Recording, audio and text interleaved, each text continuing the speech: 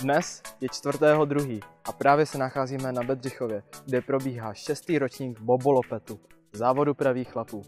Jedná se o nejdelší závod v České republice a se svými 90 km se řadí mezi nejdelší závody vůbec na celém světě. Trasa bobolopetu vás zavede do všech temných koutů Jizerských hor.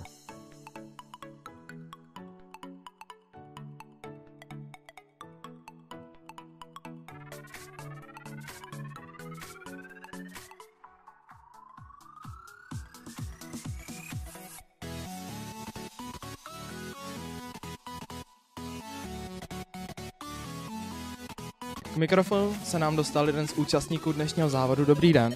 Ahoj, zdravím všechny. Jak se těšíte na dnešní závod pravých chlapů? No, bude to super. 90 kiláků napříč celými Jizerskými horami, to je vždycky výzva. A jak jste se připravoval na tento závod? Minulý týden jsem měl v Itálii závod Marcialonga, 57 km a to byla klasika, dneska bruslím, tak uvidím, jestli to bruslení je rychlejší nebo kolik. Děkujeme, hodně štěstí. Jak se těšíte na dnešní závod pravých chlapů? Těším se, ale očekával jsem, že bude trošku lepší počasí, ale trošku jsem se i připravoval, tak uvidíme. A jak jste se připravoval? No, snažil jsem se o víkendu, pokaždý na běžky a v týdnu běhání, plavání. Jak se těšíte na dnešní závod? Těším. A jak jste se připravoval? Připravoval jsem se poctivě a řekl bych až moc poctivě.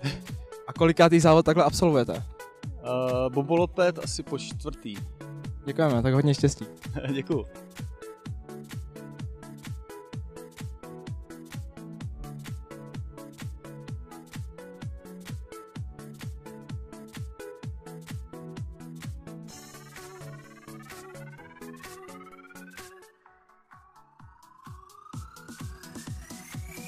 Tak já bych se vás chtěl zeptat, jak je pro vás náročné připravovat závod, jako je právě bobolopet? Tak je to poměrně dost náročné, protože není to jenom otázka jednoho dnu, ale připravuje se to vlastně už půl roku dopředu, příprava startovních čísel, stanu na převlíkání, trati, objížďka, potom samotná registrace, vlastně správa těch internetových stránek a tak dále, takže je to práce, dělá nás to zhruba 10 lidí a je to zhruba práce půl roku. No. A připravujete organizovat jiný závod, než je právě bobolopet? Máme jakoby seriál, ten bobolopet je závod na běžkách, vlastně máme seriál Bobo Triple, že je vlastně ještě podobná, stejná trať se jde v létě na kole a potom na podzim se běží 30 km tady běh. Je to takový to, co děláme, a pak ještě v létě děláme závody na kolečkových lyžích, vlastně pořádáme po celé republice 10 závodů na kolečkových lyžích. A jak jste zatím spokojený s průběhem tohoto závodu? Tak zatím všechno klape, přestalo pršet, začalo svítit sluníčko, víceméně všichni jsou na startu, zbývá asi posledních 8 závodníků, co ještě neodstartovalo, takže zatím všechno parádní. Já vám moc děkuju.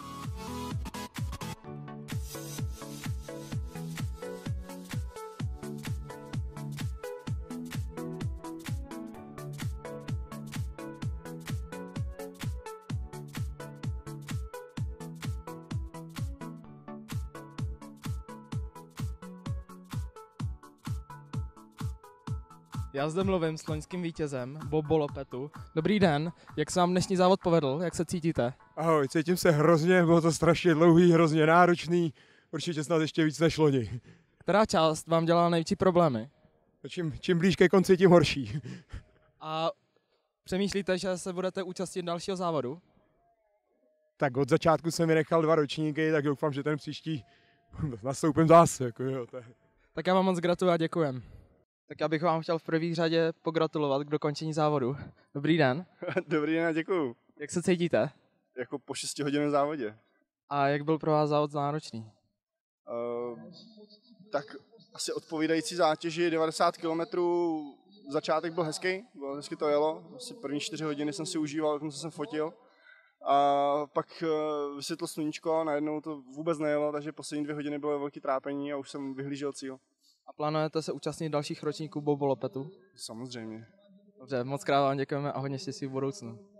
Taky díky, naschle.